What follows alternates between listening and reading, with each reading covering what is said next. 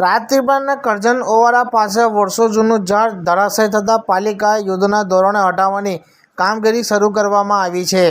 રાજપીપળાના કરજણ ઓવારા પાસે ચોમાસાના ભારે વરસાદના કારણે વર્ષો જૂનું ઝાડ ધરાશય થયું છે। કરજણ ડેમમાંથી મોટી માત્રામાં પાણી છોડાતા સરકારી ઓવારા ખાતે મોટી સંખ્યામાં લોકો પાણી જોવા માટે જતા હોય છે। કોઈપણ દુર્ઘટના ન સર્જાય તે માટે પાલિકાની ફાયર બ્રિગેડની ટીમ તાત્કાલિક ઘટના સ્થળે પહોંચી હતી।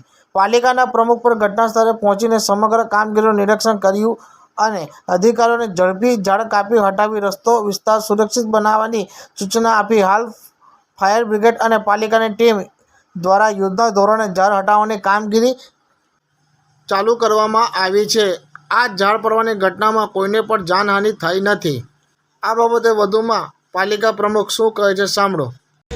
આજ રોજ અહીંયા સરકારી ઓવારા પાસે જે વડનું 80 થી 85 વર્ષ જૂનું ઝાડ હતું એ અચાનક પડી જવાથી જે લોકોને તકલીફ ના પડે એને માટે અહીંયા અમારી ફાયરની ટીમ અને જીઈબીની ટીમ તથા ફોરેસ્ટની ટીમ સતત કામે લાગી અને એને નિવારણ કરવા માટે લાગી ચૂકેલ છે અને કોઈને જાનહાનિ કે માલહાનિ થઈ નથી અને ભગવાનનો પણ ઉપકાર અને સૌને કોઈ પણ ચિંતાની જરૂર નથી। સૌ સારાવાના થઈ ચૂક્યા છે અને સૌની કામગીરી સરસ રીતે અહીંયા ચાલી રહી છે। Thank you.